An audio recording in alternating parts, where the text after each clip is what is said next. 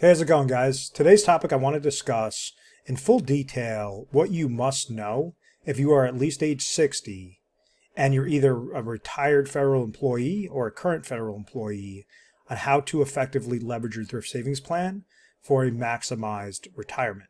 So really the purpose of this video is to just make you aware of the most crucial mistakes so that if you understand what these mistakes or these landmines are and you know how to avoid those landmines, you could live a retirement without financial stress. You can make sure if I hit this specific age, how can I leverage my chips the correct way to make sure that it correlates to what you see as your ideal retirement scenario. And there's many different ways to skin this cat. So make sure to take down notes, write down questions. And if you're interested in speaking with somebody to further delve into your specific situation, you want some help, you could simply call our 1-800 number, which is 1-800-566-1002, or click on the calendar link, which is embedded in the description of this video. So for starters, what exactly happens when somebody hits age 60 and they're a previous federal employee or they're currently working as a federal employee? Why is that age so important? Really, the age is 59 and a half, but 60 is nice and round number. So I wanted to create this video for an individual above the age 60.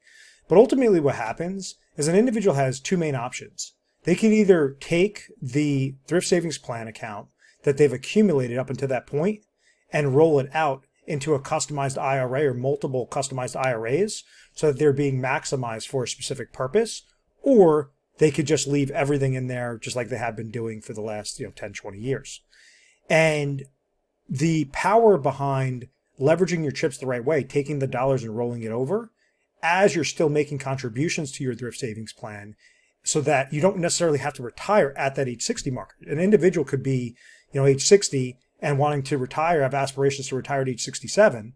But what happens is when they take the dollars that they've already accumulated up to age 60 and they roll it out and they customize those accounts or those dollar amounts into specific lanes and optimizing those specific lanes, it could be very effective from a safe retirement income, retirement growth, retirement inheritance maximization, all these different factors that come into play that will not be as effective if you leave your dollars in the thrift savings plan. Now, when that occurs, when an individual takes those monies, they're eligible to roll it out, and they make that rollover occur. And let's say they did a full rollover of that thrift savings plan into the new IRA or multiple IRA accounts. What happens? Well, at that point, the thrift savings plan is now sitting at a $0 balance. But if they're still working for the next 7 years, they're still going to be making contributions into that thrift savings plan, and they're now going to be receiving matches from that thrift savings plan, and they're still going to be allocating their dollars effectively so that for the next 7 years, they're still growing their thrift savings plan. The thrift savings plan did not go away. You just basically took the money and you placed it into a better area, a more effective area based on, really what your ideal retirement situation is. So when somebody is setting up their thrift savings plan, they could set up in two different variations. They can either have a traditional thrift savings plan or they could have a Roth thrift savings plan. A traditional means that the dollars you contribute are tax deductible, they grow tax deferred, so that when it comes time to receive income from that account in retirement, it's going to be fully taxable. Versus a Roth thrift savings plan, what happens is an individual is placing dollars in there, it's growing post-tax, so you don't get the tax deduction, grows tax-free, so that when you hit that ideal age you want to start taking withdrawals from it, you can receive your monies tax-free. So taxable versus tax-free, traditional versus Roth, and it's important to note because if you're taking your dollars and you're trying to roll those monies out, you'd want to take the traditional thrift savings plan and roll it over into a traditional IRA. If you have a Roth thrift savings plan, you want to roll that over into a Roth IRA so that now the IRA gives you that customization opportunities that the thrift savings plan may have restrictions on. So, and really for individuals that are fearful that they're going to outlive their retirement savings, fearful of the next downward market, crash that may occur, or just any sort of downward market risk, fearful that individuals are going to have to significantly reduce their lifestyle and, change their budget once they hit their ideal retirement date because they're no longer going to work, they're no longer receiving that occupational income. Those things are scary. And most importantly, individuals are scared that they just don't know what age that they should stop working and start living the retirement they envision. Federal employees have such a great opportunity because they have something known as the three-legged stool, where They have a combination of pension income based on, and that pension works based on how many years of service that you were set up in, working as a federal employee. But you typically have a pension plan, you have your thrift savings plan, and then you could also have a Social Security supplement in there. That now you have, three main areas to give you that maximized retirement opportunity, so that when you do hit that ideal retirement date, you can live every single day without financial stress and without deathbed regrets, because you know that you have that retirement paycheck that's just constantly coming to you, and now allows you to peel off certain areas, certain accounts that you don't need for an income or for a living need, and now you could say, okay, well, this is now my fun account.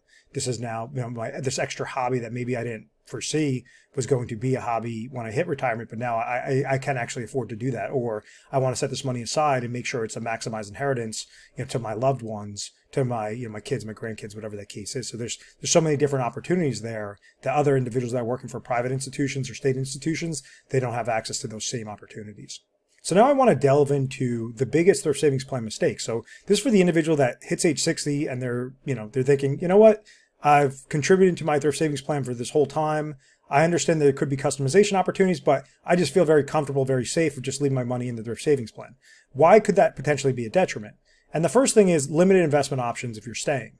So you have that opportunity at that 59 and a half, at age 60, and you decide, hey, I'm just going to leave my money in the thrift savings plan, not roll anything out. Well, you have limited options in there. There's only so many eggs in your basket to choose. You're going to have a G fund. You're going to have an S fund. You may have some different life cycle funds. And it's going to be limited between about 10 to 20 options in a given year. It could, increase, could decrease based on what happens with the thrift savings plan going forward in the future. But there's only so much juice. When you have limited investment options, there's only so much juice that you could squeeze out of those accounts. So if somebody's set up for a growth-related play and they said, hey, you know what, my pension's large enough, my Social Security supplement is large enough, I actually don't need this account to utilize it for an income need. I just want to really maximize the growth out. Well, if you took those dollars and you rolled it over into an IRA, you can now have thousands of different customization opportunities of different stocks, bonds, ETFs, mutual funds, whatever that case might be. You could leverage better fixed related accounts, better fixed index related accounts, different opportunities, as opposed to being handcuffed to those 10 to 20 different eggs in your basket. So just giving you a more plentiful amount of options or eggs to choose from, so that now you could diversify, you could cherry pick exactly what's going to be the cheapest possible cost, the highest possible quality, to give you that best opportunity for growth.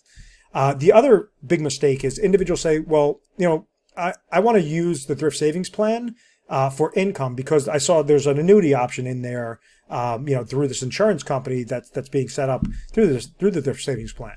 And that is a huge mistake. Reason being is whenever someone's looking to plan to plan their retirement using annuities, you could have upwards of 900, 1,000 different options, different opportunities, whether it's fixed annuities, fixed index annuities with income riders, variable annuities with income riders, immediate annuities, deferred income annuities. You have QLACs, qualified longevity annuity contracts. So you have so many different types of annuities out there.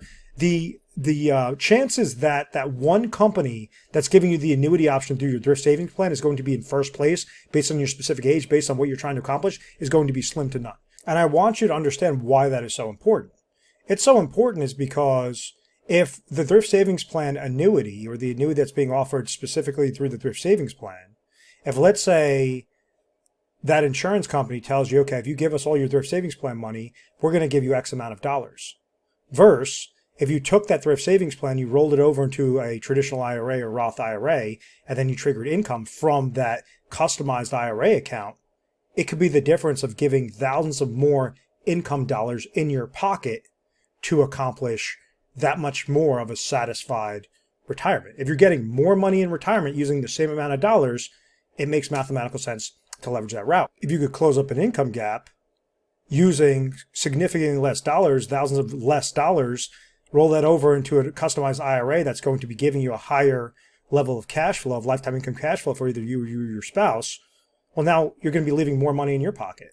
So like as an example, if somebody has a $500,000 thrift savings plan and they only have an income gap of, let's say, $10,000 to accomplish what their expenses are when we're incorporating what their Social Security income is, what their pension income is, and what their expenses are. If it's, let's say, is a $10,000 gap, you don't have to use the full $500,000 to close up that $10,000 gap. It may only require $100,000, so that now you roll over $100,000 to the traditional IRA. trigger the lifetime income from the IRA annuity that's customized, that's outside of the Thrift Savings Plan annuity, and now you have $400,000 remaining that you have a whole multitude of different things you could do with.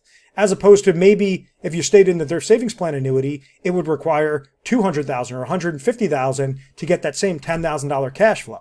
So that's the difference there. If you could save hundreds, thousands, however many dollars in your pocket and have that much more flexibility at your beck and call, as opposed to just giving it to the insurance company, you're going to be that much more satisfied, and you can now put multiple uses to the extra money that you saved.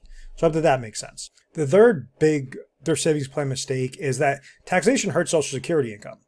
So if, let's say, you're receiving pension income, Social Security income, any other income sources throughout retirement, if you're taking dollars from a qualified retirement account, such as a traditional Thrift Savings Plan or a traditional IRA account, that could increase your provisional income calculation and therefore tax more of your Social Security income and ultimately result in you netting less dollars in your pocket.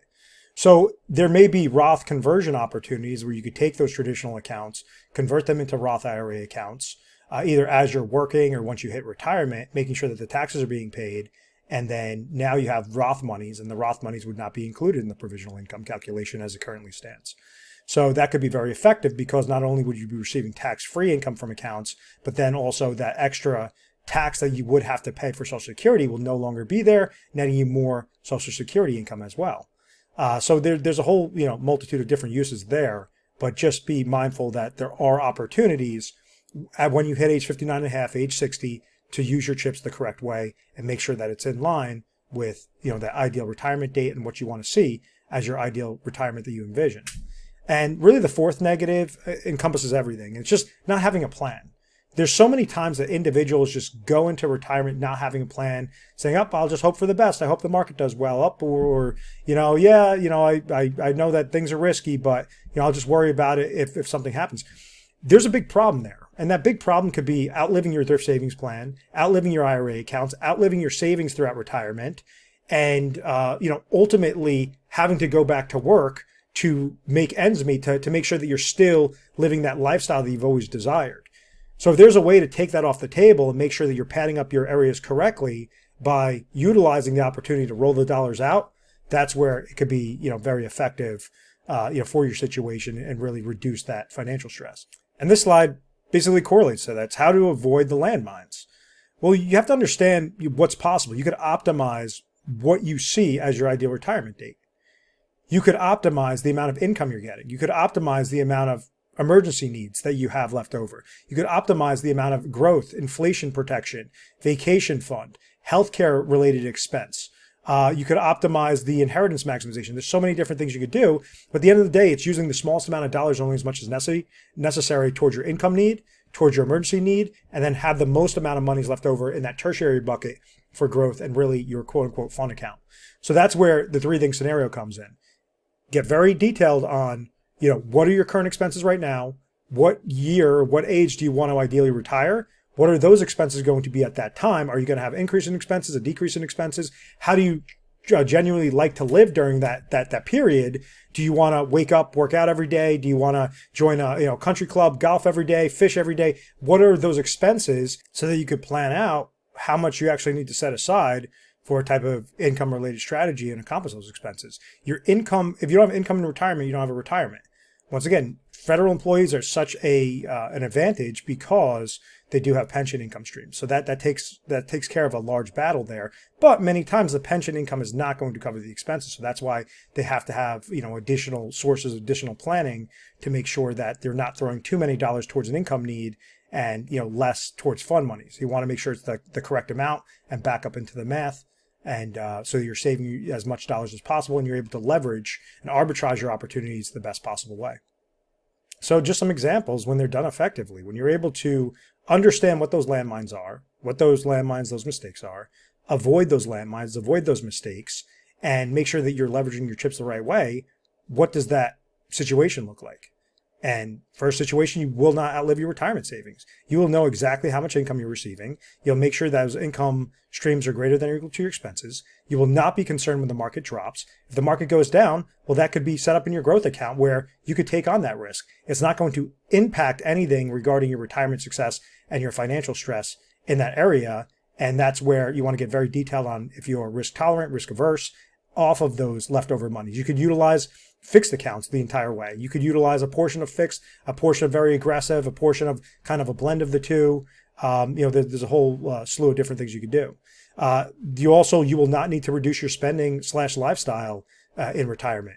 If you've been spending money a certain way for the last 10, 20, 30 years, well, it's going to be very hard to reduce that spending. So if there's ways to be confident to say, most importantly, I just want to make sure if I'm waking up, I have X amount of dollars in my bank account, X amount of dollars is coming to me every single month, like clockwork, that I cannot outlive, that my spouse cannot outlive, and I still have money, so a nice cushion sitting there. That's what, this could do when it's done effectively. And you will be able to live every day without financial stress and ultimately without deathbed regrets. When you come to that day on your deathbed, you're looking up at your family, you're able to say, okay, I did not freak out when I hit retirement. I made sure to do everything I wanted to because that financial stress was removed. I knew I never had to worry about it. I was able to live my life on my terms and do it, most effectively, most efficiently. So that's some of the different things that we do. If you have any questions, you need help with your specific situation, feel free to give our 1-800 number a call. Once again, that's 1-800-566-1002. And you could always reference this video.